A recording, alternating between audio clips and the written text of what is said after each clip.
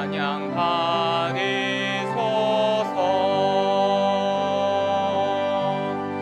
예수님 찬양 받으소서.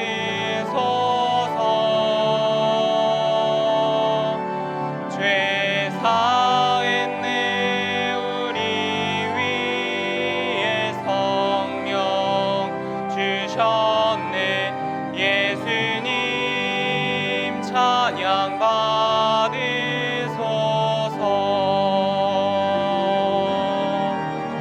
위로의 성령님이시여,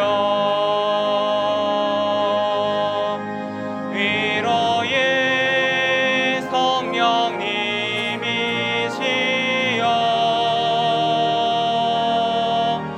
우리 안에 계셔서 늘 인도하셨네. 위로의 성령님이시여.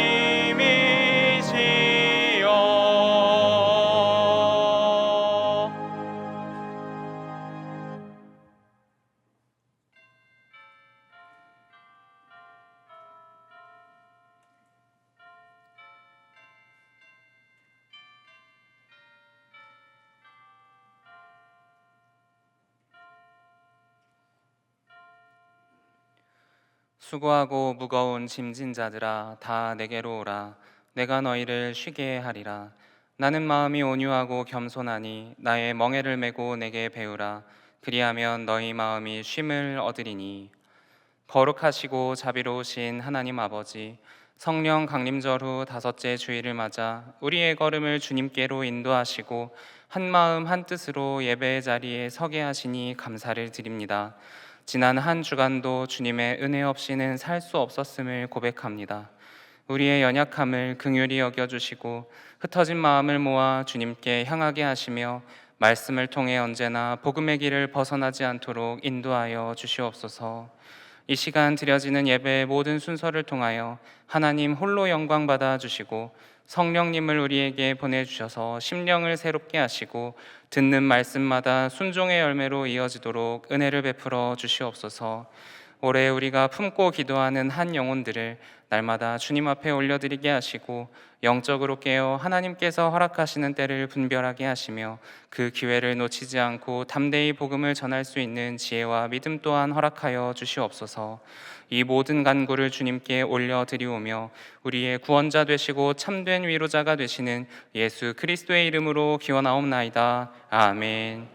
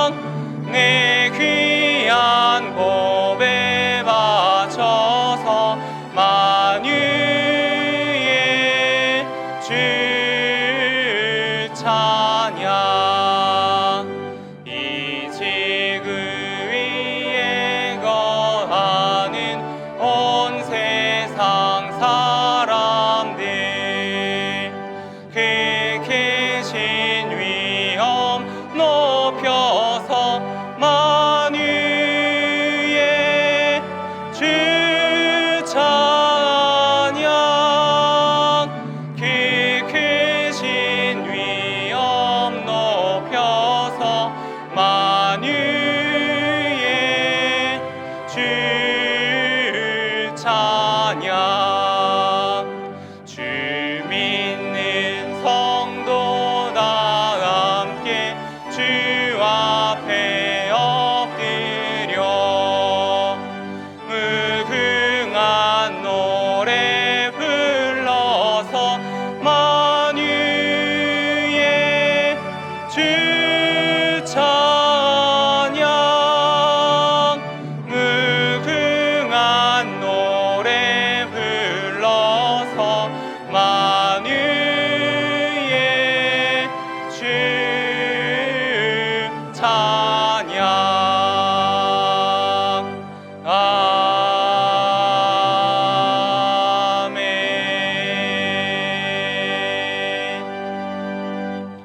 지난 한 주간 우리의 삶을 돌아보며 침묵으로 참회의 기도를 드리겠습니다.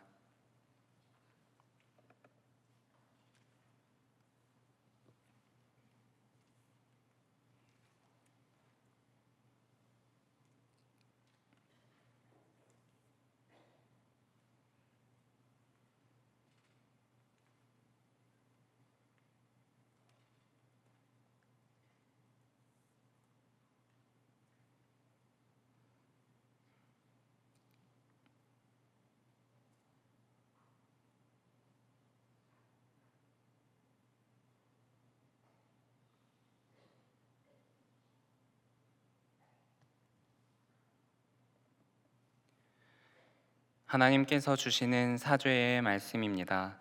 불법이 사함을 받고 죄가 가리어짐을 받는 사람들은 복이 있고 주께서 그 죄를 인정하지 아니하실 사람은 복이 있도다 함과 같으니라. 아멘.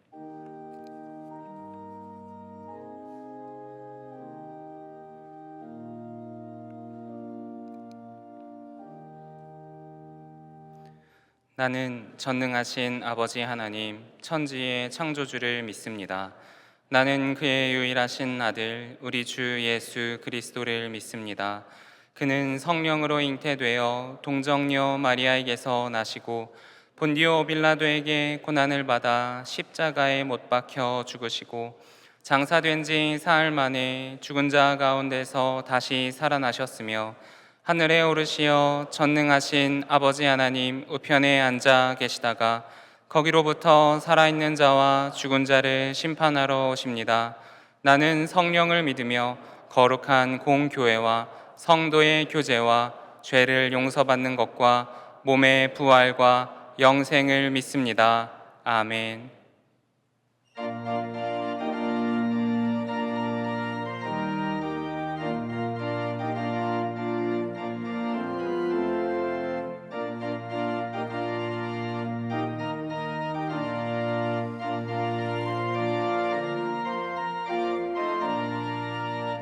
오랫동안 모든 죄 가운데 빠져 더럽기가 한량 없던 우리들 아무 공로 없이 구원함을 얻어 하나님의 자녀 지금 되었네.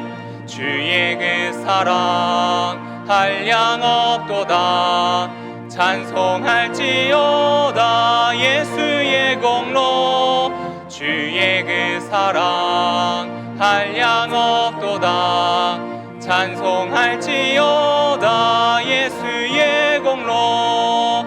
주의 보혈로서 정결하게 씻겨 죄악에서 떠난 몸이 되었고 세상 근심 구름 간 곳 없어지니 하나님의 빛이 영화롭도다.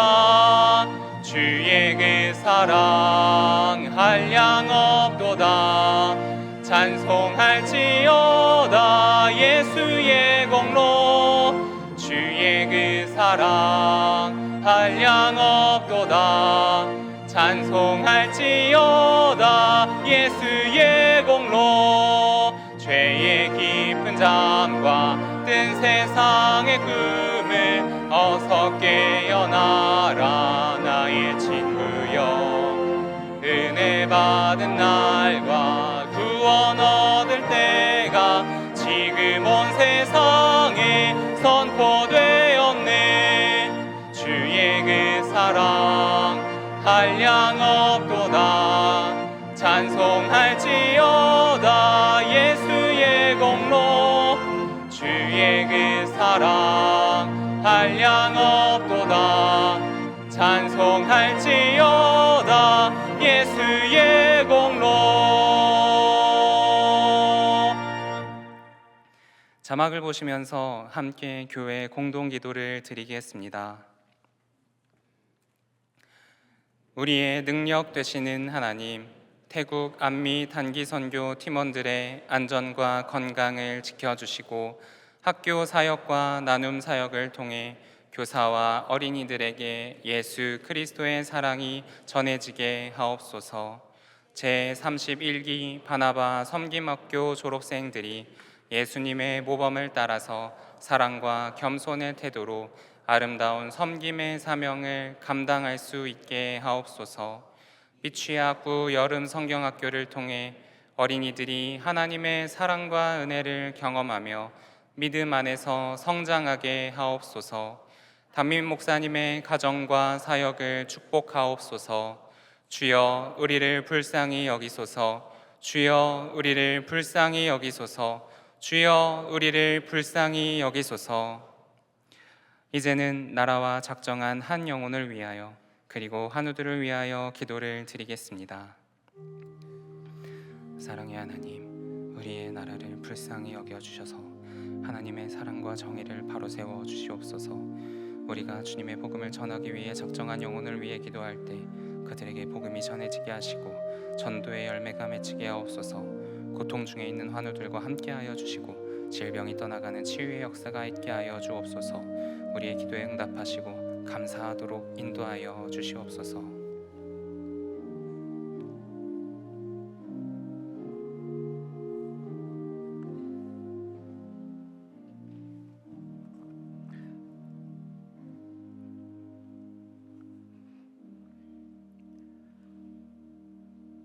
사랑과 은혜가 풍성하신 하나님 아버지, 호국의 달 6월 마지막 주일을 맞아 저희를 거룩한 성전으로 불러 신령과 진정으로 예배드리게 하시니 감사와 찬양을 드립니다. 지난 한 주간 삶 가운데 주님의 뜻대로 온전히 살지 못했음을 고백합니다. 저희들의 죄와 허물을 자복하오니 죄와 사망의 법에서 우리를 구원하신 예수 그리스도의 보혈로 저희를 깨끗이 씻어 주시옵소서. 오늘도 온 마음을 다해 드리는 이 예배가 향기로운 제사가 되어 오직 주님만 영광 받으옵소서. 하나님, 격동하는 국내의 정세 속에서 모든 국민과 이정자들에게 거룩과 정결의 영을 부어주옵소서. 하나님의 창조 질서를 거스르지 않도록 하시고 불의와 거짓을 멀리하며 의의 길로 가도록 인도하여 주옵소서. 사랑의 하나님, 우리 동안교회를 지금까지 지켜 보호해 주시니 감사합니다. 6월 특별 새벽기도회의 간절한 기도들이 풍성한 응답의 열매를 맺게 하시고 7월에 시작되는 각 부서의 여름 사역들이 잘 준비되어 안전과 은혜 속에서 아름다운 결실을 보게 하옵소서. 지난주에 임직받은 여섯 분의 장로님들, 하나님께서 귀하게 세우신 직분을 주님의 은혜로 아름답게 감당하여 우리 교회의 큰 기쁨과 축복의 통로가 되기를 기도합니다. 지난 25년 동안 동안교회를 헌신하며 선한 목자가 되어주신 김영준 담임 목사님께 주님의 평안과 강건함을 주옵소서. 사모님과 자녀 가정 위에도 하늘의 풍성한 복을 더하시고 평강과 은혜가 넘치게 하옵소서. 그동안 뿌리신 열매가 동안교회에 아름답게 계승되게 하시고 목사님의 수고를 이루하여 주시며 칭찬하여 주옵소서. 또한 새로운 이들을 청빙하는 모든 과정이 주님의 세밀한 인도하심 속에 지혜롭게 진행되게 하옵소서. 주님이 예비하신 신실한 지도자를 만나도록 우리 온 성도가 한 마음으로 간절히 기도합니다. 하나님, 우리 성도들을 긍휼히 여겨주시길 기도합니다. 육신의 연약함과 질병으로 인해 고통받는 지체들이 있습니다. 여호와라파 되시는 주님께서 그들의 아픈 환부마다 안수하여 주시고 치유와 회복의 광선을 비추어 주옵소서. 병상에서 혹은 가정에서 회복을 기다리는 성도들에게 하늘의 위로와 강건함을 더하여 주옵소서. 경제적 어려움과 막막한 일터 속에서 밤잠을 설치는 성도들을 기억해 주옵소서. 여호와 일의 하나님, 그들의 막힌 길을 열어주시고 하늘의 지혜를 더하사 믿음으로 고난을 이기게 하옵소서. 이 고통이 도리어 주님의 공급하심을 체험하는 축복의 간증이 되게 하옵소서. 말씀을 선포하시는 담임 목사님께 성령의 두루마를 입혀주셔서 말씀을 통해 우리의 심령이 변화되고 깨달아 세상을 이길 능력을 얻는 은혜의 시간이 되게 하옵소서. 이 시간 예배를 돕는 시온 찬양대와 모든 봉사자들의 헌신을 기억하시고 하늘의 신령한 복으로 채워주옵소서. 우리의 마음을 주님께 온전히 드리오며 우리를 죄에서 구원하신 예수 그리스도의 이름으로 기도드립니다. 아멘.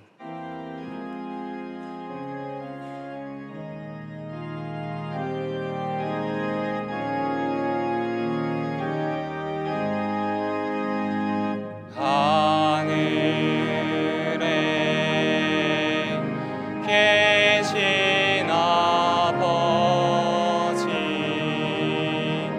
이름 거룩하사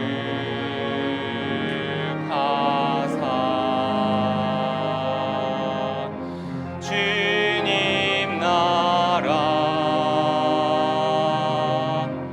임하시고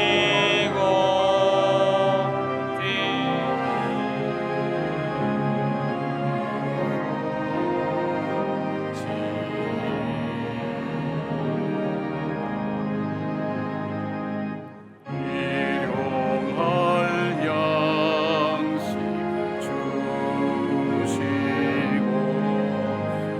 우리들의 큰 죄 다 용서하옵시고 또 시험에 들게 마시고 악에서 구원하소서. 대개 주의 나라 주의 권세 주의 영광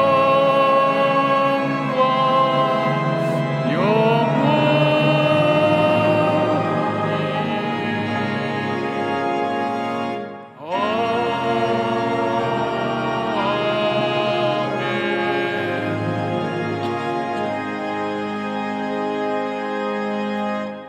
창조주 되시고 역사를 주관하시는 하나님, 지난 6월 달은 우리 민족 속에 큰 어려움이 있었던 그런 달이기도 합니다.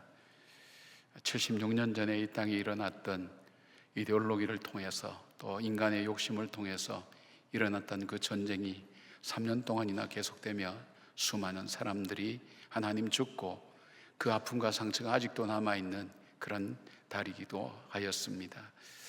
하나님, 그럼에도 불구하고 하나님께서 이 남한 땅을 지켜주셔서 자유민주주의로 이 나라를 부흥하게 하여 주시옵고 주님의 교회를 부흥시켜서 기도의 불길이 꺼지지 않도록 하나님께서 붙들어 주시며 지치고 힘든 영혼들이 하나님의 말씀을 통해서 새롭게 삶이 변화되고 하나님 인생의 의미를 찾는 놀라운 일들로 주님께서 행해 오셨던 귀한 일들을 기억하며 감사와 찬송을 올려드립니다. 또한 저희 교회는 하나님 이 척박하고 어려웠던 시기에 우리 교회를 하나님 세워주셔서 이곳에서 하나님의 역사를 증거하며 하나님 시대마다 감당해야 될 그 역사를 감당케 하셨던 그런 귀한 은혜를 베풀어 주신 것도 감사와 찬양을 올려드립니다.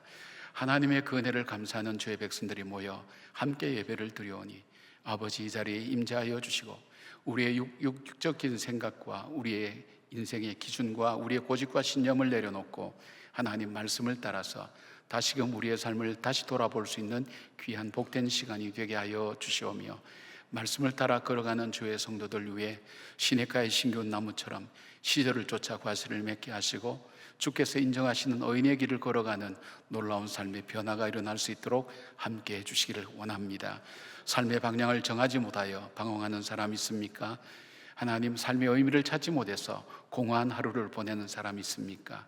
하나님, 삶의 목적을 잘못 설정해서 하나님 헛된 것에 우리 인생을 낭비하고 있는 주의 자녀들은 없습니까? 하나님 이 시간 성령의 영으로 충만케 하여 주셔서 우리에게 깨닫는 영을 허락하여 주시옵고 우리의 삶을 새롭게 할 수 있는 하나님 그런 결단과 은혜를 베풀어 주셔서 예배를 통해서 말씀을 통해 찬양을 통해 드림을 통해 하나님이 모든 것들을 통해 우리의 삶의 방향과 목적과 의미와 그리고 삶의 태도가 바뀌어지는 놀라운 변화가 일어날 수 있도록 하나님 붙들어 주시옵소서. 하나님 길지 않은 잠깐의 예배지만 이 시간이 우리의 삶의 방향을 결정짓는 중요한 하나님 시간이 되게 하시고 주님의 인도함을 받기를 즐겨하는 우리의 주권을 하나님께 올려드리는 거룩한 시간이 될 수 있도록 붙들어 주시옵소서. 귀한 예물을 아버지 앞에 올려드렸습니다.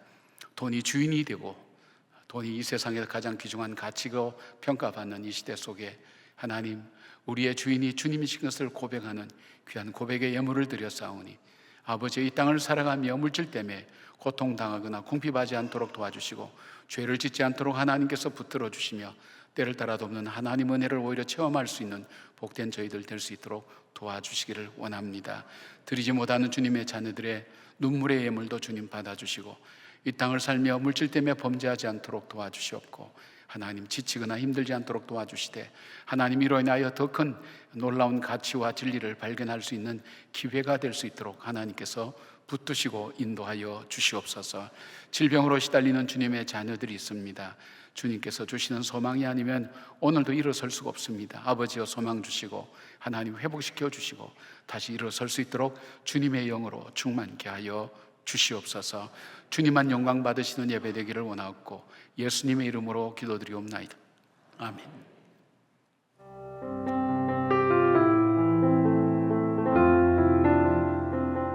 중보기도 훈련을 하면서 저희 조에 엘림 3팀 스텝으로 섬기고 계신 집사님 계세요. 권하시는 거예요. 저를 볼 때마다 바나바 한번 하세요. 그게 처음에는 좀 부담이긴 했는데 그분의 어떤 강권이 그냥 사람의 말이 아니고 하나님이 콜링하신 걸 수 있겠다. 그런 묵상을 좀 하게 됐어요. 이 마음이 늘 오는 게 아니잖아요. 마음이 있고 상황이 되니까 해야겠다 생각이 들어가지고 하게 됐습니다.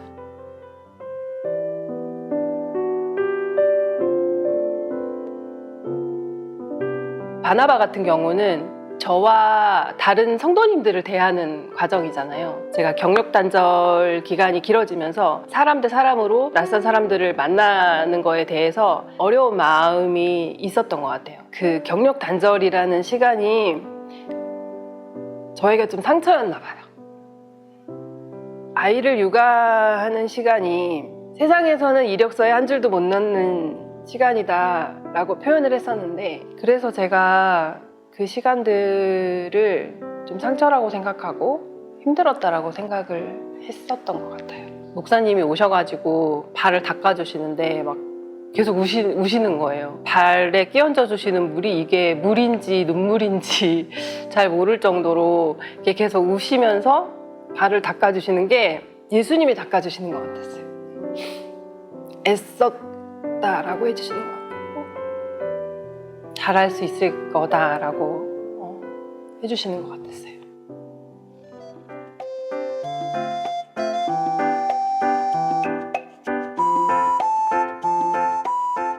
처음에는 되게 좀 우당탕탕 했던 것 같아요. 밥을 푸는데 초반에 막 너무 의욕적으로 막 너무 많이 이렇게 퍼뜨려가지고 받아가시는 분들이 다들 너무 막 이렇게 당황하시고 하시면서 그러니까 조절을 처음에 잘 못해가지고 그러고서는 처음에는 막 그랬었죠.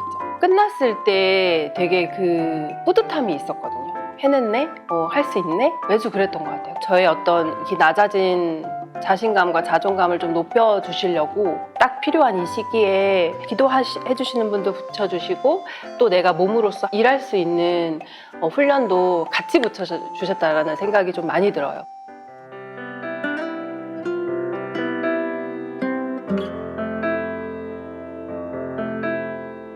내가 기도하거나 섬김을 하거나 그런 게 없으면 제가 하나님을 자꾸 까먹더라고요. 하나님과의 연결이 자꾸 끊어지는 것 같고 그래서 그 부르심에 제가 순종해서 왔다라고 생각하기 때문에 성도님들이 좀 더 눈에 들어오죠. 아, 이분들이 나를 격려해 주시는 분들이구나. 하나님이 나에게 보내주시는 분들이구나 라는 생각이 바나바를 하면서 좀 더 그게 더 크게 느껴지는 것 같아요. 하나님께서 어떤 모습이든 사용을 하시는 것 같아요. 그래서 잘 못할 것 같아도 잘하라고 부르시는 게 아니고 부르시는 자리에 순종하기까지만 하면 나머지는 하나님이 할 수 있도록 해주시기 때문에 그냥 한번 해보시면 좋을 것 같습니다. 경험해보시면 무슨 말인지 이해하실 거예요. 해보십시오, 한번. 예, 우리 바나바 격려하는 박수 하겠습니다. 우리 간증해준 김민신 집사님이 청년 때도 아주 열심히 했거든요. 그런데 이 바나바를 통해서 자신의 어떤 상처도 극복이 되어지고 또 교회 공동체 안으로 더 깊게 들어오게 되고 또 하나님의 뜻을 발견하는 좋은 기회가 되었다고 그렇게 간증했습니다. 여러분도 아직 바나바에 한 번도 헌신해보지 않으신 분들은 한번 이번 기회에 헌신해보면 좋을 것 같습니다. 특별히 7월, 8월, 9월에 이 바나바는 참 구하기가 힘듭니다. 왜냐하면 휴가도 있고 또 여름 사역도 있고 여러 가지 일들이 많기 때문에 쉽지 않은데 오히려 지금 해야 되나 말아야 되나 하는 분들은 하나님께서 부르시는 그 음성인 줄 알고 여러분께 순종하셔서 이번 기회에 꼭 한번 섬겨보는 그런 기회를 가졌으면 좋겠습니다. 오늘 예배 오신 여러분들을 환영하고 축복합니다. 우리 같이 축복하십시다. 좌우 있는 분들에게 이렇게 축복하십시다. 주님의 평강을 기원합니다. 주님의 평강을 기원합니다. 예, 선포하십시다. 잘 되고 있습니다. 잘 되고 있습니다. 격려하십시다. 기도하면 됩니다. 기도하면 됩니다. 예, 여러분의 귀한 축복과 격려와 선포가 말씀대로 이루어지도록 그렇게 하나님께서 인도해 주시라 믿습니다. 오늘 저녁 예배는 우리 31기 바나바 성김학교 졸업 예배를 드리게 됩니다.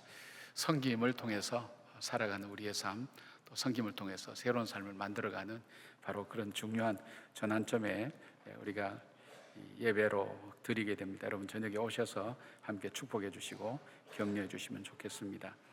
7월달 동안 큐티진이 발행되었습니다. 여러분 이 큐티 요즘 많이 하시던데 큐티 동안 큐티를 통해서 많이 도움이 되기를 바랍니다. 3층 로비와 1층 경비실 앞에 있다는 것 기억하셔서 함께 해주시기 바랍니다. 지난 주일날 우리 장로 임직 예식을 진행했죠. 6분의 장로님들이 새로 세워졌습니다. 여러분께서 축하해 주시고 또 기도해 주셔서 감사를 드립니다. 그리고 일부 예배 후에 우리가 재직회를 했는데 재직회를 통해서 무엇을 결정했냐 하면 우리가 이 교회를 짓기 전에 우리가 재정도 없었지만은 우리가 이 비전을 세웠습니다. 우리 교회를 편리하게 우리가 짓기 전에 우리가 반드시 교회를 하나 개척하자. 그렇게 한 서너 교회 지금 개척했는데 그 별내 동안교회를 개척했어요. 그리고 이제 그때는 분립 개척하자 그렇게 했어요. 완전히 교회로 독립시켜서 그렇게 하자 했는데 조직교회가 되기 위해서는 장로님들이 2분 정도 계셔야 되는데 그때 없으셨어요. 한 번밖에 없으셨어요. 그래서 그러면 교회가 조직교회가 되면 우리가 온전히 분리를 하자고 그렇게 그때 결정을 했어요. 한 10년 전 일이죠. 우리 60주년으로 시작했으니까 이젠 70주년을 맞이하면서 재직해서 그 결정을 한 거예요. 그러니까 별내 동안교회가 조직교회도 되고 또 위임 목사님도 세워서 교회로서 위치가 잘 세워졌고 교인도 한 700여 명 정도 되면서 계속 부흥하고 있고 성장하고 있고 우리가 이 재산을 모두 정리하는 걸로 그래서 온전히 독립시키는 걸로 그렇게 결의를 당회에서 했습니다. 요즘 교회들이요 개척해놓고 그 재산권 가지고 이렇게 좀 별로 이렇게 좋은 모양을 보이지 않는 모습들이 참 많거든요. 근데 우리 장로님들과 우리 교우님들이 함께 우리 온전히 그 교회가 독립할 수 있도록 우리가 재산권까지도 전부 다 우리가 정리하자 그렇게 결정을 하게 되었습니다. 얼마나 감사한 일인지 모릅니다. 하나님께서 별내 동안교회도 축복해 주셔서 많은 분들이 그 교회를 통해서 은혜도 받지만은 또 우리 교회도 축복해 주셔서 더 귀한 하나님께서 은혜를 부어 주신 것을 경험하게 됩니다. 비전을 세워서 한다는 것 참 중요한 것 같습니다. 울면서 씨앗을 뿌린다는 것 중요한 것 같습니다.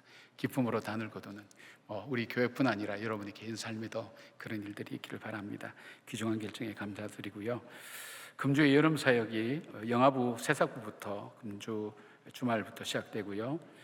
그다음에 안미 태국 단기순교가 화요일 날 그렇게 시작됩니다. 여러분께서 기억하시고 함께 해주시길 바랍니다. 그리고 매월 마지막 주 화요일에는 저희 교회에서 중요한 집회가 있습니다. 그게 뭐냐면 헤리티지라는 콰이어 팀의 이 찬양 집회가 있습니다. 지금 교회에는 많은 찬양팀이 있지만 이 팀은 독특합니다. 왜냐하면 정말 많은 분들이 이 합창단 수준으로 나와가지고 하면서 블랙 가스펠이라 그러죠. 흑인 연가를 중심으로 같이 몸을 흔들면서 하는데, 중요한 것은 예수 믿지 않는 사람들, 청년들과 우리 청소년들이 참 좋아하는 그런 찬양의 분야입니다. 그래서 우리 교회에서 이 찬양을 통해서 교회를 이렇게 잘 오지 못하고 신앙을 잘 알지 못하는 사람이 쉽게 접근할 수 있는, 우리가 어떤 이 팀을 격려하는 것도 되고, 또 우리 교회가 또 그렇게 쓰임 받았으면 좋겠다. 그래서 3년 동안, 우리가 일단 3년 동안 우리 교회에서 집회를 할 수 있도록, 정기 집회를 할 수 있도록 그렇게 우리가 허락을 했습니다. 그래서 매월 마지막 주 이렇게 화요일을 보면 집회가 있습니다.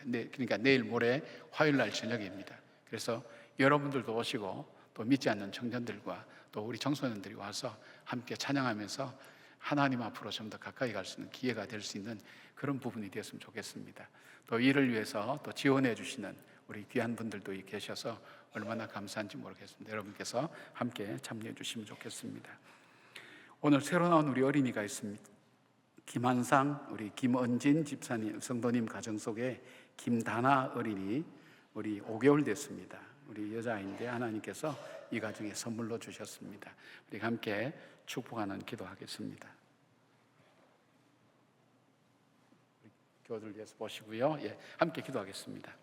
하나님, 우리 다나를 우리 김한상, 김원진 성도님 가정에 귀한 선물로 보내주셔서 감사를 드립니다.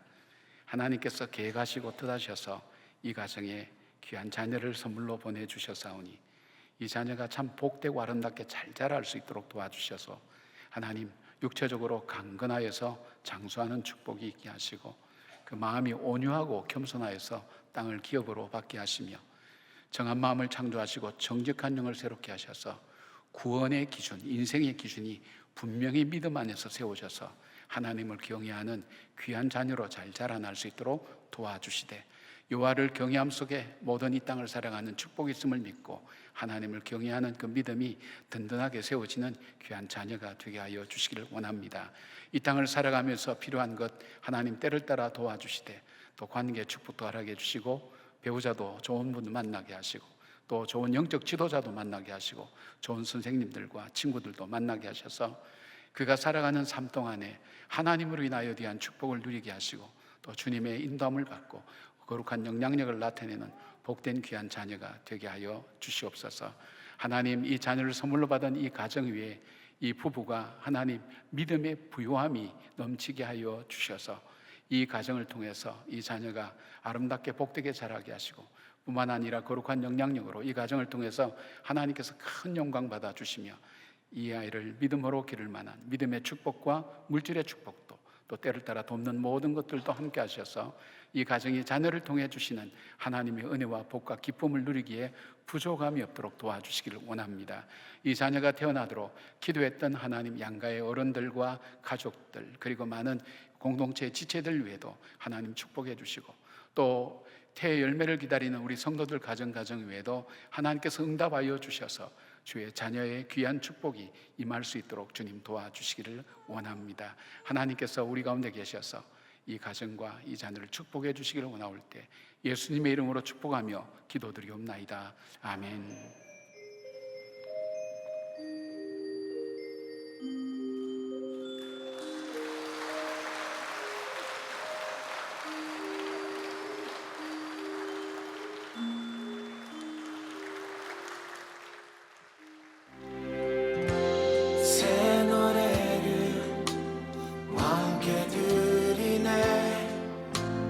완전한 자유와 구원의 노래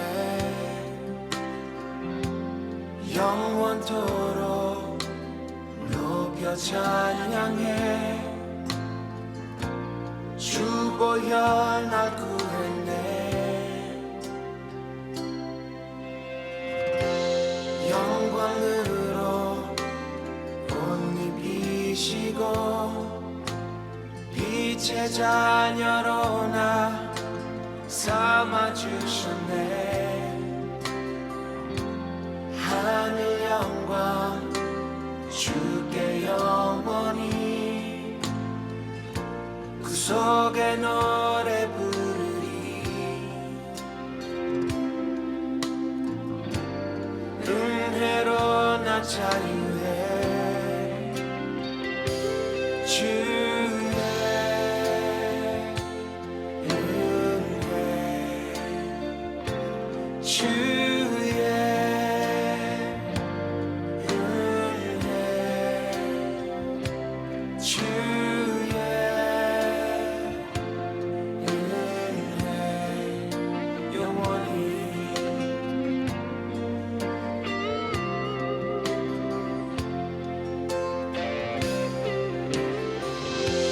죄의 권세 원수에 매여 어둠의 노예로 헤매이던 나 주의 보혈 날 건지시고 주 사랑 날 사셨네. 절망 중에 새롭게 하셨네. 오늘 우리에게 주시는 하나님의 말씀은 창세기 32장 13절에서 32절까지의 말씀입니다.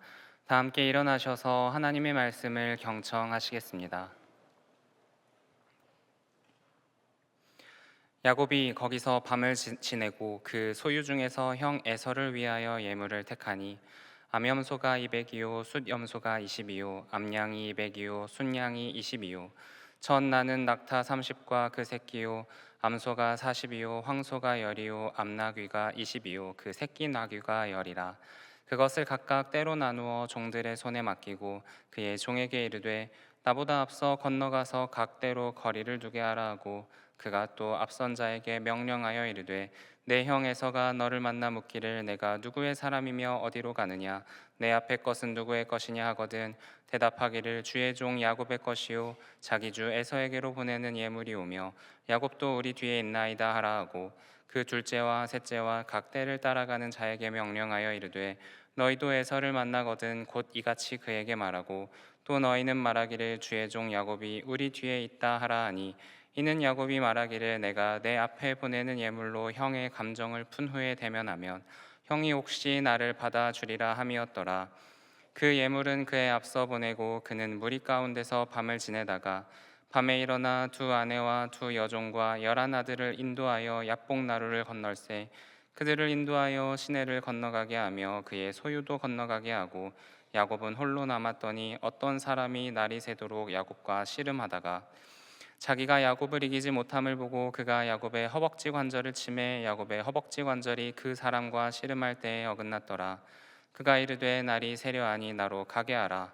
야곱이 이르되 당신이 내게 축복하지 아니하면 가게 하지 아니하겠나이다. 그 사람이 그에게 이르되 내 이름이 무엇이냐? 그가 이르되 야곱이니이다.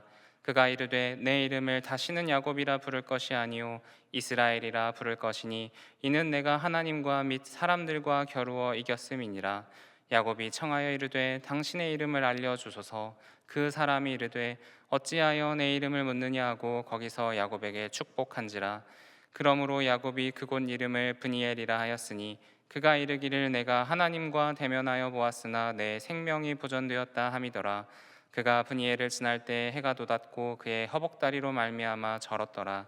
그 사람이 야곱의 허벅지 관절에 있는 둔부에 힘줄을 쳤으므로 이스라엘 사람들이 지금까지 허벅지 관절에 있는 둔부의 힘줄을 먹지 아니하더라. 이것은 하나님의 말씀입니다. 아멘.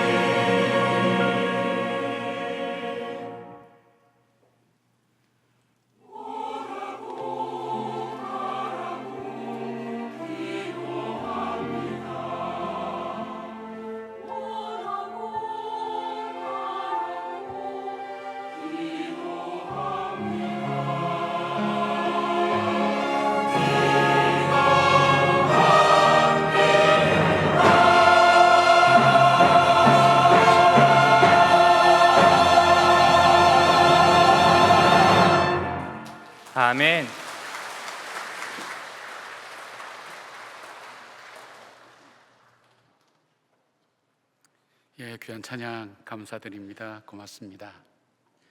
우리 공학 용어 중에 아마 금속공학 전공하신 분들 아마 잘 알리라고 생각되어지는데, 이 항복점이라는 말이 있습니다. 일드 포인트라고 그렇게 얘기합니다.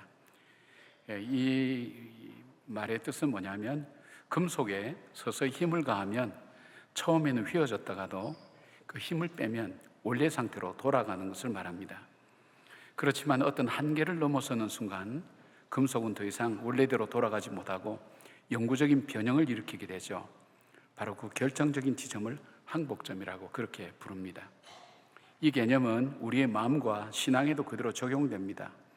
사람은 누구나 크고 작은 충격을 받으면 잠시 변하는 듯 하지만은 이내 무서운 탄성으로 원래의 습관과 이기적인 모습으로 되돌아가곤 하죠. 그러나 인생의 어느 순간 내가 쥐고 있던 고집과 신념, 내 지혜와 의지를 통째로 내려놓고 본질적인 변화를 맞이하는 영적 지점이 있습니다. 그것이 바로 하나님 앞에서의 항복점이라고 그렇게 부릅니다. 아마 여러분이 여기까지 올 때까지 하나님의 항복점을 여러 번 통과하셨으리라고 그렇게 생각되어집니다. 이 창세기 32장은 야곱의 인생의 가장 처절한 순간이면서도 위대한 분수령을 보여주고 있습니다. 평생을 자신의 잔꾀와 수단으로 살아온 야곱에게 하나님은 항복점 앞에 야곱을 서게 만듭니다. 형 에서가 400명의 군사를 거느리고 자기를 향해 오고 있다는 청천벽력 같은 소식 앞에서 그가 평소에 쌓아놓았던 수많은 재산들, 날카로운 지략, 어떤 수단과 방법도 이 죽음의 공포 앞에서는 아무런 소용이 없었습니다. 극심한 두려움 속에서 밤을 맞이한 야곱에게 이 야복강 나루터는 절망의 막다른 골목이었습니다. 그러나 하나님은 이 절망의 밤을 야곱 인생의 가장 찬란한 반전의 기회로 삼으셨습니다. 하나님은 그를 단순한 세상에서 성공한 부자가 아니라 믿음의 조상으로 빚어가시기 위한 결정적인 깨트림을 시작하셨습니다. 오늘 어쩌면 자신의 힘을 의지하던 삶을 끝내고 하나님 앞에 완전히 무릎 꿇고 영적 항복점으로 인해서 삶의 방향이 바뀌어지고 삶의 기준이 바뀌어지고 삶의 목표가 바뀌어지고 그리고 삶의 자세가 바뀌어지는 그런 변화를 경험하는 놀라운 하나님의 은혜가 저와 여러분에게 있기를 예수님의 이름으로 축복합니다. 자, 하나님은 우리를 인도하실 때, 하나님의 사람으로 빚어가실 때 우리를 어떻게 변화시켜 나가시는가? 제일 먼저 볼 수 있는 첫 번째는 하나님 우리를 홀로 두십니다. 이것을 거룩한 고독이라고 그렇게 부를 수도 있겠습니다. 24절 보니까 야곱은 홀로 남았더니 어떤 사람이 날이 새도록 야곱과 씨름하다가 그렇게 되어 있습니다. 야곱은 자식들과 아내들 그리고 평생 모은 모든 소유를 먼저 야복 나루 건너편으로 보냈습니다. 그리고 밤하늘 아래 그는 철저히 홀로 남았습니다. 야곱의 인생을 돌아보면 그는 단 한 번도 혼자였던 적은 없었습니다. 늘 사람 틈바구니 속에 섞여서 치열하게 살았습니다. 어머니 리브가의 치마폭에서, 삼촌 라반의 집에서, 그리고 4명의 아내와 수많은 자녀 종들 사이에서 살았습니다. 때로는 사람이 의지가 되기도 하고 때로는 사람 때문에 상처를 받기도 했지만 아무튼 야곱의 인생은 인간관계의 그물 속에서 발버둥 치면서 살아왔습니다. 그러나 하나님은 이 순간 야곱이 의지했던 모든 인간적인 지지대와 방어벽을 강제로 걷어내십니다. 그를 지독한 고독 속에 홀로 앉혀 두신 것을 보게 됩니다. 심리학에서는 외로움과 고독을 엄격하게 구분을 합니다. 외로움은 영어로 말하면 롤리네스라고 그렇게 얘기하고요, 고독은 솔리투드라고 이렇게 구분을 짓습니다. 외로움은 타인과의 연결이 끊어져 느끼는 고통스러운 결핍의 상태를 말합니다. 군중 속의 고독처럼 주변에 사람이 많아도 내 마음을 알아주는 이가 없을 때 찾아오는 아픔입니다. 가족들도 있는데 내가 만나는 사람도 많은데 그 많은 사람이 있음에도 불구하고 외로움을 느끼는 거죠. 그래서 이런 것을 느끼는 사람들은 이 외로움을 채우기 위해서 끊임없이 스마트폰도 뒤적이고 사람도 만나고 무엇인가에 집착하는 그런 삶을 살게 됩니다.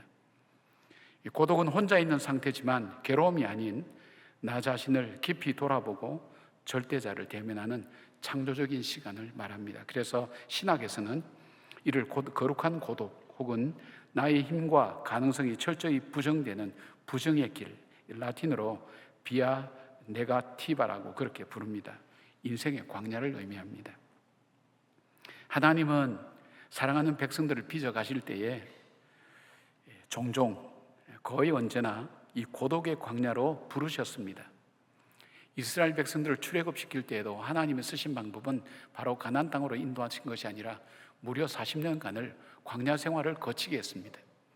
이 광야 생활을 거치게 하면서 그들이 경험할 수 있었던 건 뭐냐 하면 구름 기둥과 불 기둥의 인도함이 없이는 광야에서는 길을 찾을 수가 없고 한 발짝도 앞으로 나갈 수 없다는 것을 그들로 하여금 경험하게 했습니다. 하나님께서 만나와 메추라기를 통해서 매일 먹이지 아니하셨으면 광야는 생존할 수 없는 곳이라는 것을 그들로 하여금 깨닫게 했습니다. 더 나아가서 하나님의 보호하심 없이는 그들은 살아갈 수 없는 곳이 바로 광야라는 것을 깨닫게 한 다음 하나님을 의지하게 만들고 그들을 빚어서 가나안 땅으로 인도하신 것을 보게 됩니다. 위대한 지도자 모세도 광야 40년의 잊혀진 세월 속에서 그리고 하나님을 대면하면서 하나님께서 사용하셨고, 위대한 선지자 엘리야도 로뎀나무 아래라는 철저한 고독 끝에서 세미한 하나님의 음성을 들었습니다. 사도 바울도 마찬가지입니다. 다메섹 도상에서 주님을 만난 후에 곧바로 사역의 현장으로 간 것이 아닙니다. 아라비아의 광야에서 3년을 보냈다고 얘기합니다. 무엇 했는지 내용은 나오지 않습니다. 그것으로 끝이 아니었습니다.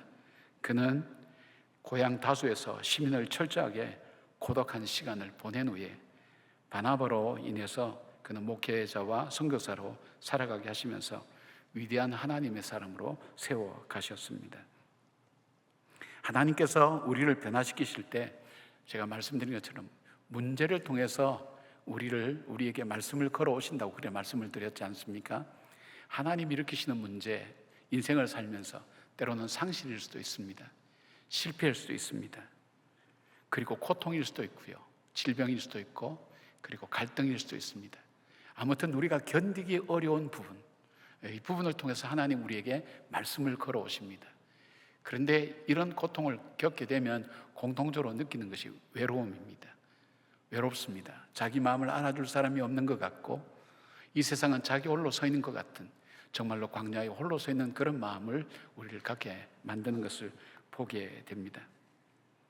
그래서 그 문제를 통해서 하나님께서 우리에게 말씀하시는 것이 뭐냐면, 내가 누구인지를 알게 하시고, 그리고 하나님이 어떤 분인지를 알게 하셔서 우리를 하나님의 사람으로 빚어가는 것을 우리는 보게 됩니다.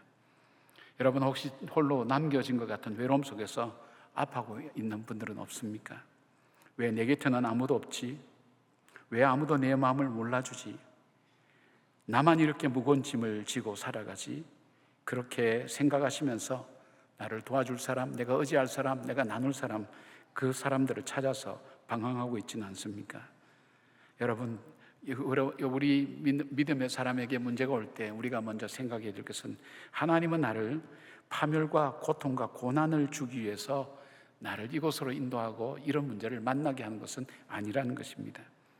하나님은 바로 우리를 거룩한 고독의 자리로 초청하여 주셔서 우리 자신을 통해서 하나님께서 일을 하시고 싶어 하시는, 또 우리를 쓰시고 싶은, 하나님 빚어가고 싶은 그런 모습이 우리 속에 있다는 것을 우리는 깨달아야 됩니다.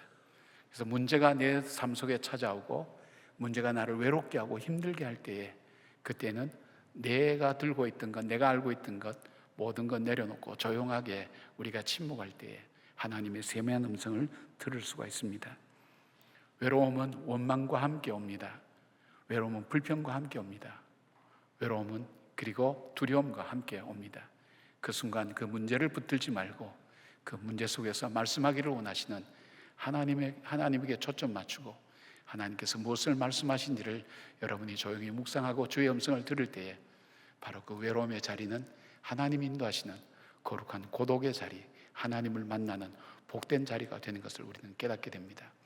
하나님 우리를 변화시키실 때 하나님 우리를 홀로 두신다는 것 기억하시면서, 홀로 되시고 외로운 마음을 갖고 계신다면 하나님을 더욱더 붙잡는 그런 기회가 된다는 것을 기억하시면서, 나를 통해서 일하시기를 원하시는, 나를 빚어가기를 원하시는 하나님의 그 거룩한 손길 앞에 여러분 아름답게 쓰임받는 그런 시간이 되기를 바랍니다. 하나님 우리를 변화시키실 때 쓰시는 두 번째 방법은 우리 자신이 누구인지를 직면하게 하십니다. 직면이라는 단어는 굉장히 중요한 단어입니다. confrontation에서 내가 누군지를, 진짜 내가 누군지를 알게 한다는 겁니다.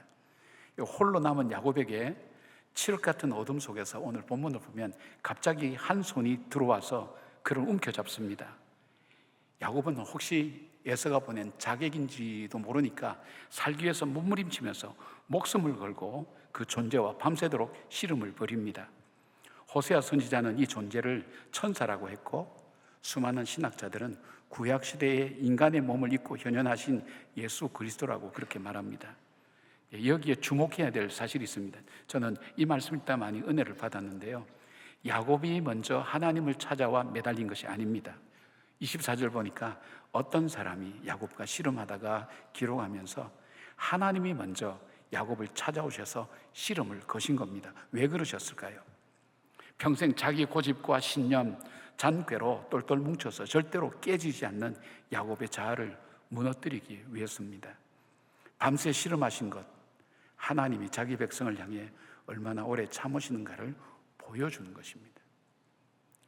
저도 돌아보면, 제 삶을 돌아보면 이런 어려움 속에서 깨닫는 것이 있다면 하나님께서 나를 얼마나 기다려주시고 참아주시고 그리고 나를 설득하셨는가 하는 것을 고백하게 됩니다. 여기에서 보여주는 것이 하나님이 자기 백성을 향해서 빚어가실 때 얼마나 인내하시고 기다리시고 설득하시는가 하는 것을 잘 보여주고 있는 그런 내용입니다. 25절 보니까 천사가 야곱을 이기지 못함을 보고 라고 그렇게 말씀하고 있는데, 이 뜻은 천사가 야곱에게 졌다라는 의미가 아니라 야곱이 결코 자기가 살아왔던 자기의 수단과 방법, 신념과 고집을 전혀 꺾을 의사가 없다는 것을 아셨다, 그렇게 우리가 이해할 수가 있습니다. 밤새 씨름을 하던 천사는 야곱이 끝까지 자기 고집을 꺾지 않으려 하자 그의 허벅지 관절을 쳐서 어긋나게 만듭니다. 허벅지 관절은 몸의 중심을 지탱하는 축이면서 씨름꾼이 버티는 힘의 근원, 즉 인간의 자아와 자존심을 상징하기도 하죠. 허벅지 관절이 부러지는 순간 야곱은 제 힘으로 버텨 설 수 없는 완전한 무력감에 빠졌습니다. 힘없이 무너져 내릴 수밖에 없었습니다. 더 이상 제 힘으로도 설 수도 없고 버틸 수도 없게 된 야곱이 할 수 있는 일은 단 한 가지밖에 없었습니다. 씨름하는 것이 아니라 온몸에 체중을 실어서 그분의 옷자락을 붙들고 늘어지는 것이었습니다. 그리고 절규합니다. 26절 보니까 당신이 내게 축복하지 아니하면 가게 하지 아니하겠나이다, 그렇게 합니다. 이 절규는 단순히 욕심 가득한 복을 달라는 떼쓰기가 아닙니다. 바로 이 절규 속에는 이런 내용이 들어가 있습니다. 하나님, 이제 제 힘으로는 한 걸음도 걸을 수가 없습니다. 하나님이 살려주시지 않으면 저는 끝입니다. 주님의 은혜가 없으면 저는 아무것도 아닙니다. 처절한 항복의 선언이었습니다. 마음 깊은 곳 속에서부터 올라오는 처절한 절규이면서 그의 비참한 실체를 스스로 직면하고 된 이후에 부르짖는 고백인 것입니다. 그때 천사가 야곱에게 묻습니다. 27절에 보니까 내 이름이 무엇이냐? 하나님이 야곱의 이름을 몰라서 물으셨을까요? 아닙니다.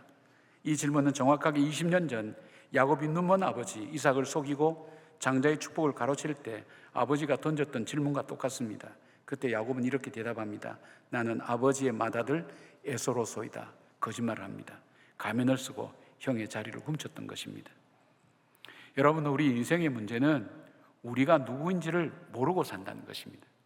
그래서 위대한 철학자인 소크라테스가 여러분 잘 아는 것처럼 너 자신을 알라고 외치면서 소크라테스가 얘기한 것이 뭐냐면, 우리가 아는 지식 중에 가장 위대한 지식은 나는 뭔가를 잘 모른다는 것을 깨닫는 것이 가장 위대한 지식이라고 했습니다. 우리는 많은 걸 안다고 얘기하잖아요. 근데 소크라테스처럼 유명한 철학자도 우리가 가장 아는 위대한 지식은 나는 정말 뭔가를 잘 모르고 살아간다는 그 무지를 깨닫는 것. 그래서 무지의 깨달음을 통해서, 자각을 통해서 인간의 오만을 깨뜨리고자 했습니다. 우리의 진짜 비극은요, 내가 누구인지, 내 영혼이 얼마나 헐벗었는지 모른 채 다 알고 있고 내 힘으로 살아갈 수 있다고 착각한 데 있습니다. 하나님 우리의 힘으로 버티던 모든 것이 무너지는 그 고통의 자리에서 물으십니다. 너는 누구냐? 너는 지금 무엇을 의지하고 살아가느냐? 무엇이 그토록 두려운가? 그렇게 질문합니다. 지금까지 야곱은 자신이 설명할 수 있는 수많은 대답으로 자신이 누구인가를 설명할 수 있다고 생각했지만 온 우주의 창조주신 하나님 앞에서 더 이상 거짓의 가면을 쓸 수가 없었습니다. 그는 자신의 진짜 정체를 토해냅니다. 27절에 보니까 그가 이르되 야곱이니이다. 이 말의 뜻은 뭘까요? 야곱이라는 것. 하나님, 저는 야곱입니다. 태어날 때부터 남의 발꿈치를 잡아야 적성이 풀렸던 자입니다. 내 신념과 내 지식과 경험을 굳게 믿고 내가 원하는 것을 얻기 위해서 수단과 방법을 가리지 않고 나 자신과 남을 속이며 살아온 사기꾼입니다. 내 능력, 내 노력이 옳다고 믿으며 살아왔던 추악한 인간이 바로 저입니다. 그렇게 대답하는 겁니다. 하나님이 이름을 묻는 것은 야곱이 자기가 살아온 삶을 돌아보며 자기가 어떻게 살아왔고 어떤 존재인가를 돌아보게 만들었습니다. 하나님은 내 이름이 무엇이냐라는 그 질문을 통해서 야곱이 쓰고 있던 인생의 모든 가면을 벗기시고 벌거벗은 진짜 자신의 모습을 보게 하셨습니다. 여러분, 인생을 살아가면서 가장 고통스러울 때가 언제일까요? 내가 철수까지 믿었던 내 건강, 내 물질, 내 자랑, 그리고 내 경험의 환도뼈가 부러지는 순간입니다. 내 힘으로 다 할 수 있었다고 큰소리치던 내 자아가 완전히 부서지는 순간일 겁니다. 그러나 바로 그 깨어짐의 자리가 내가 정말 누구인지를 보게 되는 은혜의 자리입니다. 하나님은 오늘도 우리에게 물으십니다. 너는 누구냐? 너는 지금 무엇을 의지하며 무엇을 그토록 두려워하고 있느냐? 세상이 주는 직함이나 타이틀이라는 가면을 벗어버리고 하나님 앞에 서서 주님, 저는 주님의 은혜 없이는 살아갈 수 없는 깨어진 죄인입니다라고 정직하게 고백하기를 하나님은 기다리고 계시는 것입니다. 자기를 직면하는 것은 고통스러운 일입니다. 그리고 자신이 아무것도 할 수 없는 그런 존재라는 것을 깨닫는 것은 괴로운 일이기도 합니다. 그리고 무기력하게 느껴지기도 합니다. 그러나 진정한 자기를 발견하는 기쁨이 그 속에 있습니다. 그리고 내가 정말 필요한 것이 무엇이며 내가 무엇을 붙들고 살아야 되는지를 깨닫게 되고 분별하는 그 자리가 바로 자기를 직면하는 그 자리인 것을 보게 됩니다.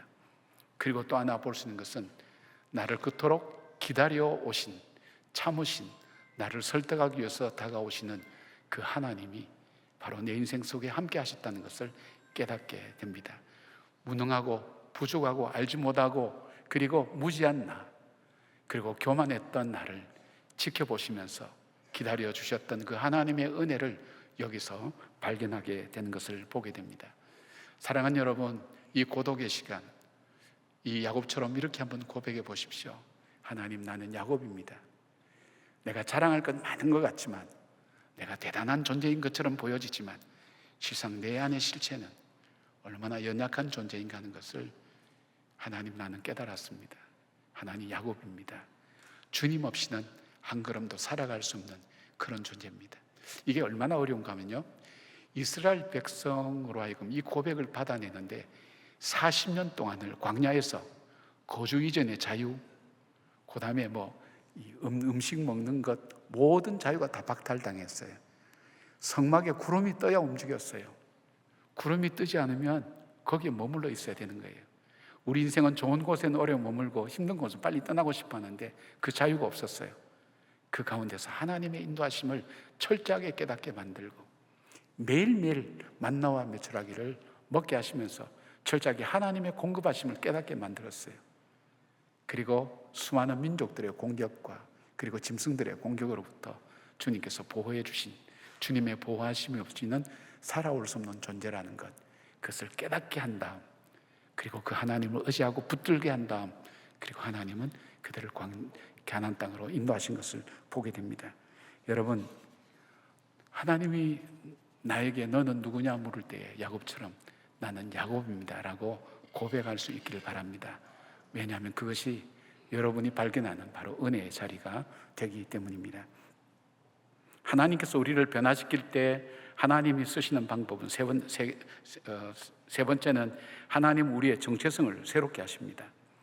자신의 처함을 정직하게 고백한 야곱에게 하나님은 놀라운 선언을 하십니다. 28절 보니까 그가 이르되 내 이름을 다시는 야곱이라 부를 것이 아니요 이스라엘이라 부를 것이니 이는 내가 하나님과 사람들과 겨루어 이겼음이라. 그렇게 말씀합니다. 히브리 문화에서 이름은 단순한 호칭이 아닙니다. 그 사람의 인격과 존재 그리고 예언적 삶의 운명을 뜻합니다. 특히 하나님께서 이름을 바꾸어 주신다는 의미는 뭐냐면 과거의 실패나 상처를 기준으로 그 사람을 대하지 않겠다는 하나님의 은혜의 선포이며 하나님의 소유로 삼아 새롭게 빚어가시겠다는 재창조의 선언과 마찬가지입니다. 하나님은 야곱에게 사기꾼, 움켜쥐는 자라는 뜻의 옛 이름을 버리고 이스라엘이라는 새 이름을 주셨습니다. 이스라엘의 뜻은 싸우다, 다스리다라는 뜻을 가진 사라라는 단어와 그리고 하나님을 뜻하는 엘이 결합한 그런 단어입니다. 문맥적으로는 하나님과 겨루어 이긴 자이지만은 이는 피조물이 창조물을 굴복시켰다는 뜻이 아니라 자신의 무력함을 인정하고 오직 하나님의 은혜만을 구하며 매달린 그의 영적 끈기를 하나님께서 기쁘게 받아주셨다는 의미입니다. 동시에 히브리어 단어에서 엘이 나오는 단어는 주로 이 엘은 이 하나님이죠. 주어로 쓰입니다. 주어로 쓰이면 이스라엘을 그렇게 우리가 적용하면 그 의미는 하나님이 싸우신다. 그리고 하나님이 다스리신다. 움켜쥐는 자, 그리고 발꿈치를 잡는 자에서 어떻게 바뀌어주시냐. 하나님이 싸우신다. 하나님이 대신 너를 대신해 싸워주신다. 그리고 하나님이 너를 다스린다는 그런 의미가 있습니다. 바로 그 내용의 그 이름을 주님 주셨습니다. 이스라엘이라는 이름으로 바꿔주는 것, 이 의미입니다. 야곱아, 이제는 내가 내 인생을 책임지려고 외롭게 바둥거리며 세상과 싸우지 마라. 이제부터는 내가 너를 위해 친히 싸울 것이고 내가 너의 인생을 다스릴 것이라는 신실한 약속인 것입니다. 인간의 의지가 꺾인 그 자리에 하나님의 은혜가 왕노릇하는 영광스러운 신분으로 변화가 된 것입니다. 인간의 고집스러운 의지가 꺾이고 하나님의 거룩한 은혜가 승리한 흔적, 그것이 바로 이스라엘이라는 이름입니다. 그 이름 속에는 하나님이 통치하시는 인생으로 살아야 하는 사명적 존재라는 것을 말씀하시는 것입니다. 이 놀라운 정체성의 변화, 그 변화는 오늘 우리에게도 연결되는 것을 봅니다. 우리가 예수 그리스도의 십자가 은혜로 말미암아 하나님은 우리의 이름을 바꾸어 주셨어요. 예수를 자신의 구세주로 믿는 우리는 그 이름이 바뀌고 신분이 달라졌어요. 성경에서 말하는 우리의 원래 모습은 뭐라 그랬습니까? 본질상 죄인이었다 그랬어요. 그러나 이 죄인인 우리 이름이 예수 그리스도의 보혈의 피로 어떻게 바뀌었냐? 예수의 피로 죄와 저주 아래 있던 우리를 의인이라고 불러주셨어요. 칭해 주셨어요. 칭이라 그러죠. 우리를 그렇게 인정해 주셨다는 거예요. 우리의 이름이 바뀌었어요. 그리고 본질상 영적 고아이며 진노의 자녀라고 그렇게 했지만 영접하는 자, 곧 그 이름을 믿는 자들에게는 하나님의 자녀가 되는 권세를 주셨어요. 그리고 야곱과 같이 욕망을 쫓던 옛사람을 십자가에 못 박고 이제는 그리스도 예수 안에서 새로운 피조물로 우리를 다시 태어나게 만드셨어요. 내가 예수 그리스도를 나의 구세주와 주님으로 믿는 순간 하나님께서는 우리의 이름을 바꾸십니다. 우리의 정체성을 바꿔주시는 거예요. 어떻게 바꾸신다고 말씀드렸죠? 죄인에서 의인으로, 진노의 자식에서 하나님의 자녀로, 그리고 옛사람, 욕망을 쫓던 옛사람이 아니라 바로 새로운 피조물로 우리를 만들어 주신다고 그렇게 약속하셨습니다. 이미 그렇게 바뀌었습니다. 고린도서 5장 17절에 보니까 그런즉 누구든지 그리스도 안에 있으면 새로운 피조물이라. 이전 것은 지나갔으니 보라 새 것이 되었도다라고 선포한 사도 바울은 갈라디아서 2장 20절에 내가 그리스도와 함께 십자가에 못 박혔나니 그런즉 이제는 내가 사는 것이 아니요 오직 내 안에 그리스도께서 사신 것이라고 자기의 살아가는 삶의 목적과 이유와 방법을 고백합니다. 여러분, 오늘 본문의 마지막 장면은 모든 실험이 끝나고 날이 밝아올 때 성경은 가슴 뭉클한 장면을 우리에게 보여줍니다. 31절 보니까 그가 분해를 지날 때에 해가 돋았고 그의 허벅다리로 말미암아 절었더라 그랬습니다. 야곱이 하나님의 얼굴을 대면하여 보았던 그 땅 분해를 지날 때 찬란한 태양이 떠올랐습니다. 그의 영혼에 짙게 깔렸던 두려움과 절망의 밤이 지나고 하나님의 아침이 밝아온 것입니다. 근데 야곱의 모습은 어떠합니까? 당당하게 걸어가지 못하고 부러진 허벅다리 때문에 몸을 뒤틀며 절뚝거리고 걸어가고 있습니다. 외형적으로 볼 때 그는 장애를 입었고 비참해 보일지 모릅니다. 그러나 그는 결코 불행한 패배자가 아니었습니다. 이제 야곱은 위대한 이스라엘의 시조로 다시 출발하는 걸음이었습니다. 앞으로 평생 걸음을 옮길 때마다 절뚝거리는 그 불편함과 통증을 느끼며 야곱은 이렇게 고백했을 것입니다. 아, 내 힘으로 걷는 것 아니지. 내 고집과 내 지혜로 산 것 아니지. 나는 하나님 없이는 한 걸음도 걸을 수 없는 존재지. 마치 닭이 울 때마다 베드로가 자기가 배신했던 것을 기억하면서 가슴 아파하며 통곡했다는 그런 전설이, 이야기가 전해지는 것처럼 야곱은 그랬습니다. 자기 몸에 그 아픔의 상처가 그대로 묻어 있었습니다. 그러나 그것은 고통이 아니라 바로 그 고통을 통해서 하나님께서 내 인생을 다스리고 통치하신다는 그 믿음, 그리고 이 고통과 아픔을 통해서 나는 내 힘으로 살아갈 수 없다는 겸손함, 그리고 하나님이 나를 도우시고 나와 함께 동행하신다는 그 믿음의 고백을 갖게 하는 놀라운 증거로 그의 삶 속에 남게 되었습니다. 야곱이 절뚝거리며 걷는 그 걸음의 흔적은 자신의 교만이 깨어지고 하나님의 통치가 시작되었다는 가장 영광스러운 영적 흔적, 이 스티그마라고 그렇게 하죠. 흔적이었습니다. 비록 다리는 절었지만 그의 영혼은 어느 때보다도 바르고 당당하게 하나님을 향해 걷기 시작했습니다. 이 걸음이 바로 이스라엘이라고 하는 위대한 믿음의 민족이 시작되는 출발점이 되었습니다. 사랑하는 여러분, 오늘 여러분의 삶에 약복강가의 야곱처럼 씨름해야 되는 절박함으로 살아가고 있지는 않습니까? 물질의 위기, 건강의 위기, 관계의 위기 속에서 밤을 지새우며 눈물 흘리고 있지 않습니까? 어쩌면 물철저하게 문제 앞에 무기력한 나를 바라보면서 어떻게 해야 될지 낙담하고 있지는 않습니까? 그렇다면 주님께 끝까지 매달리십시오. 내 힘을 빼고 주님의 옷자락을 붙잡으십시오. 그것은 부끄러운 패배가 아닙니다. 내 삶의 주권을 하나님께 양도하는 거룩한 항복점이 됩니다. 내 삶의 야곱처럼 절뚝거릴 수밖에 없는 상처와 아픔이 있더라도 그것이 내 고집과 내 뜻대로 살아왔던 삶의 흔적만이 아니라 지금도 나를 다스리시고 나를 대신해서 싸우시며 나와 동행하시는 하나님을 기억하게 하는 은혜의 도구요 축복의 통로임을 기억하는 분들이 되기를 바랍니다. 제가 설교를 준비하면서 아주 오래전의 이야기가 기억이 났습니다. 제가 이전에 했던 교회에 대학부를 맡고 있을 때 한 집사님을 초청해서 간증을 들었습니다. 오래되었지만 아주 인상적이라서 기억이 났습니다. 오늘 이 본문의 내용과 일치가 되어서 조금 이야기를 했으면 좋겠다는 생각이 듭니다. 지금은 아마 장로님이 되셨을 거예요. 이분은 아버지가 없이 자랐습니다. 두 형제가 둘이었는데 두 분 다 이제 그 교회 집사님이었는데 동생이었습니다. 근데 이 동생이 머리가 참 좋아요. 똑똑했어요. 형님도 참 덕스럽고 좋지만은 동생은 굉장히 똑똑했어요. 그러니까 자기 인생에 대한 불만이 많았어요. 하나님 살아 계신다면서요. 근데 왜 내 인생을 이렇게 만드셨냐고. 청소년기 때부터 그 반항이 굉장히 많았죠. 그리고 그렇게 기도하고 하나님께 충성해도 조금도 돌아보지 않는 것 같은 자기 어머니의 모습을 보면서 너무 안타까운 거예요. 어머니가 너무 불쌍한 거예요. 신경도 안 쓰는 그 하나님을 살아있다고 믿고 그 하나님께 지금도 기도하는 그 어머니의 모습 보면서 이 반항감이 올라온 거예요. 그래서 자기 말로는 연필을 이렇게 공부하다가 연필 돌리다가도 연필을 하늘로 팍 세우면서 하나님, 당신 살아계시면 한번 말씀해 보세요. 이걸 예사로 그렇게 하면서 교회 생활은 했지만은 그 속에 불평과 원망이 가득 찼어요. 내 인생은 왜 이렇게 살고 우리는 이렇게 왜 가난하게 살아야 되는가. 그리고 이제 정년이 되고 군회를 가게 됐어요. 이번에 군에 가서 어디서 근무냐면 산정호수 있는 쪽으로 이제 작전을 나갔다 그래요. 자기는 보급병이었기 때문에 그 보급품을 싣고 트럭에 싣고 그 작전 현장으로 주일날 갔다 그래요.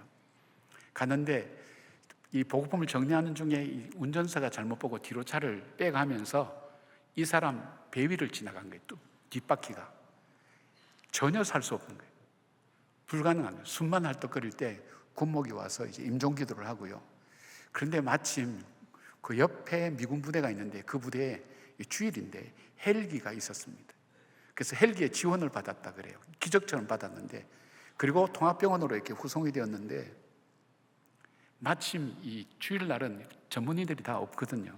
근데 회의가 있어서 전문의들이 다 거기에 있다가 헬기가 오니까 의사 전문의들이 여러 명이 달라붙어서 이 사람을 수술하기 시작한 거예요.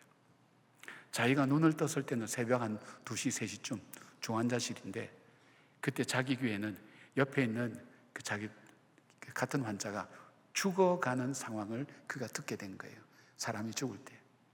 그런데 자기가 살았구나 하는 생각, 근데 고통과 이 어려움이 밀려오는데 자기가 수술한 자리도 봉하지도 않았더라는 거예요. 살기 힘들다고 생각해서 그랬던 모양이에요. 묘한 마음에 기쁨이 오더라는 거예요.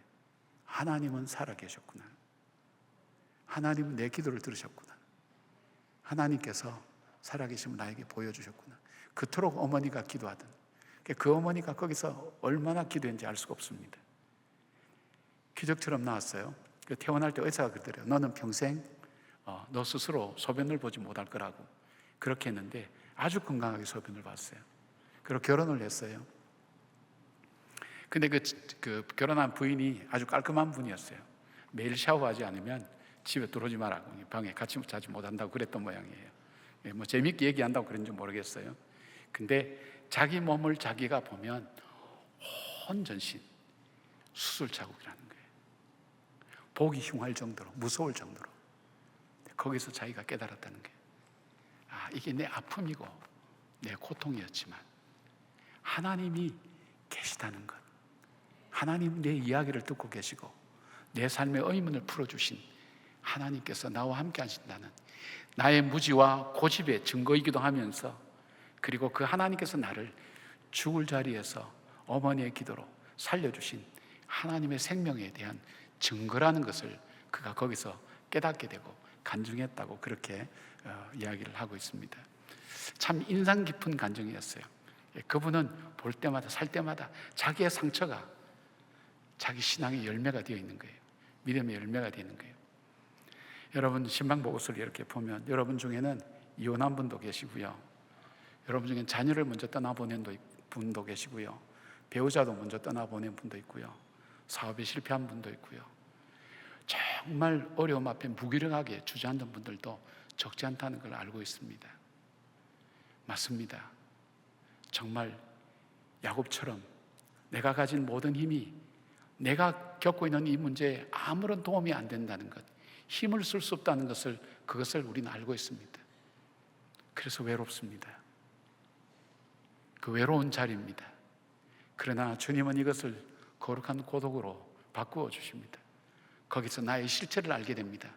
내 힘으로 살아온 것이 아니었구나, 내 힘으로 살아가는 것이 아니었구나. 알 수 없지만 하나님의 손길이 내 삶 속에 함께 하셨구나. 그 하나님이 나를 통치하시고 나를 인도해 간다는 그 흔적, 그 아픔이, 장애를 가진 그 자녀를 둔 그 부모의 아픔들, 내 삶에 어쩌면 야곱처럼 절뚝거릴 수밖에 없는, 인생을 바르게 살아갈 수 없는, 절뚝거리며 걸어갈 수밖에 없는 그 삶의 모습이지만 바로 이것이 하나님께서 나를 영원히 멸망하지 않은 구원의 백성으로 삼기 위한 하나님의 부르심이었구나, 그리고 하나님 앞에 더 가까이 나가게 만드는 하나님의 은혜였구나 하는 것을 발견하는 여러분들 되기를 바랍니다. 아픔이 많을 겁니다. 상처 없는 사람이 어디 있겠습니까?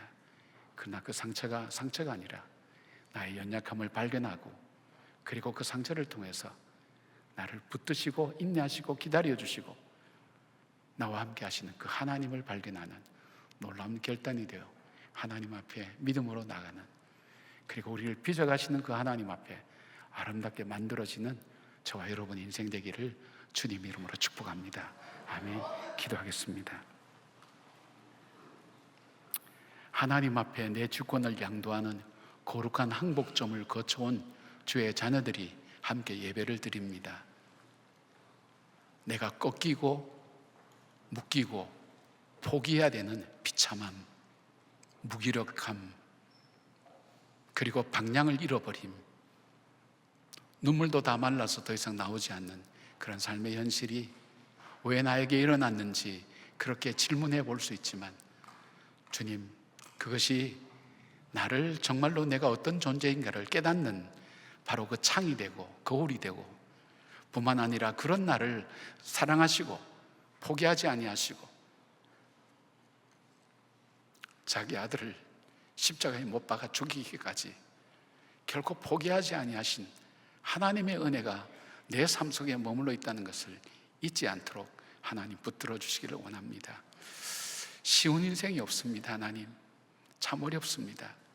주님, 야곱에게 약속하신 것처럼 하나님이 다스리고 하나님이 통치하여 주시고 하나님의 인도함을 따라가는 저희들의 삶이 될 수 있도록 주님 붙들어 주시고, 우리의 눈물이 바뀌어서 하나님 앞에 찬송이 되게 하시고 참 소망을 붙들고 믿음으로 걸어가는 우리 성도님들 될 수 있도록 하나님 붙들어 주시며, 분해를 지날 때에 찬란한 태양이 떠오르는 것처럼 하나님의 거룩한 인도하심과 주님의 위로하심과 주님의 어루만지심이 우리 성도들 마음속에 하나님 역사하여 주시옵소서.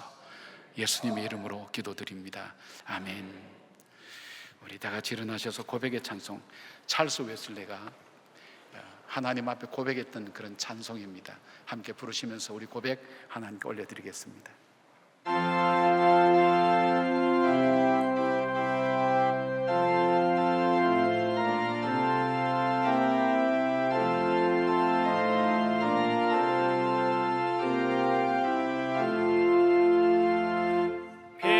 비바람이 칠 때와 물결 높일